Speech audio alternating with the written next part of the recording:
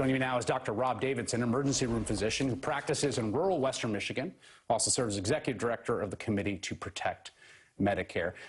Doctor, I'm curious, both sort of in your firsthand experience and conversations with your colleagues, your reaction to this idea of like, oh, actually, we've now found out it's just not that deadly. It turns out it's just not that dangerous. It is like the flu. Well, I think my concern is exactly what you said before. We have been in a state of lockdown, and the only reason that we, and I hate to say only have 60,000 deaths, but the only reason we are at 60,000 deaths and not 2, 3, 4 times that number is because we have been in this extreme state of lockdown. We've already had more deaths in just a few months of deaths from this disease than in an entire really bad flu season.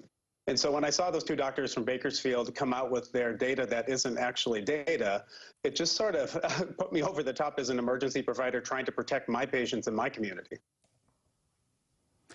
You also just have these stories. I mean, one of the things I've been talking to a lot of clinicians, and I have friends who have been on the front line of this. I have sources I've talked to. The way this presents, the kind of wickedness of it, the strangeness, the randomness. I mean, the Washington Post had a story about young and middle-aged people who were barely sick, who've died of strokes. There was this brutally heartbreaking story of a young woman who's 30 years old who said she thought she had coronavirus. She was turned away twice and ended up dying of it. Like, that's not happening with the flu. No, that's not happening with the flu. The flu is relatively predictable. You can see the progression of disease. It certainly affects the old. It affects the young more severely, but it's a disease that progresses along a fairly predictable path. This is something like the novel coronavirus. That means new. It means we still don't know as much about it as we wish we knew, and we're now finding out new things like the hypercoagulability, people having strokes, people having heart attacks, young people dying unexpectedly.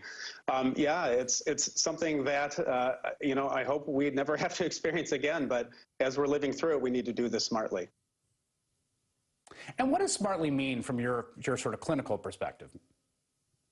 Well, I think we've done a lot of hard work, and it's affected our economy. It's affected my patients in a very poor rural county in West Michigan. I see it on their faces. I know that my patients are losing their insurance and are looking to their government to help them afford health care. And we've done all of that hard work. If we just rush back to opening up and end up having hot spots all over the place, just like we had in New York, and having hospitals overwhelmed and running into potential shortages of PPE and ventilators as we were staring down the barrel of those shortages just a few weeks ago, what will it all have been for? What was the point of doing it to this point? If just getting herd immunity, like those doctors in California suggested, and accepting a significant loss of life and massive overwhelming of hospital systems everywhere, why did we go through the last 4, 5, 6 weeks of this economic trauma?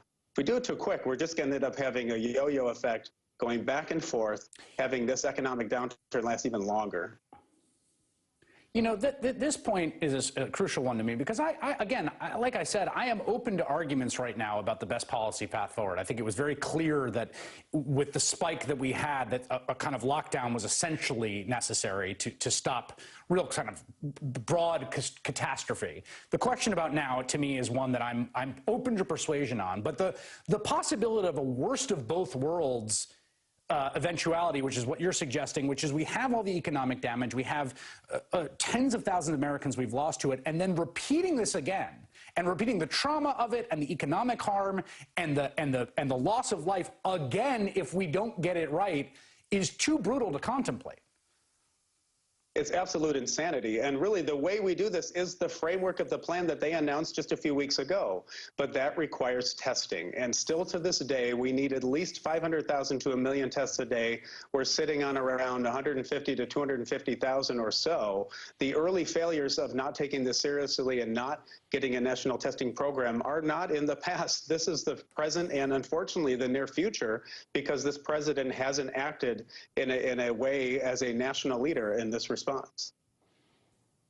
You were talking about who your patients are in the part of the country you practice in, which is far away from sort of the urban center of the pandemic in New York City.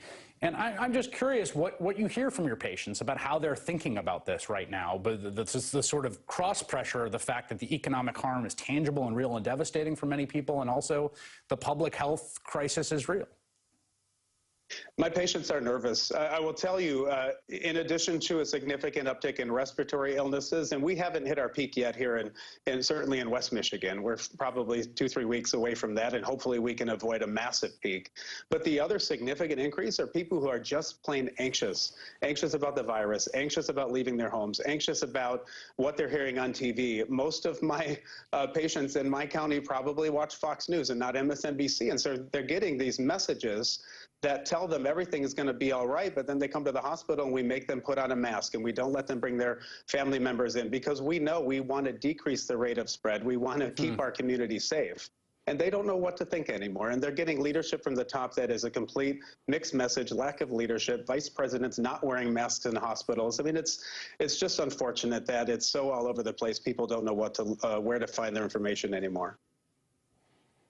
All right, Dr. Rob Davidson doing important work there in Western Michigan. Thank you, sir. Thank you.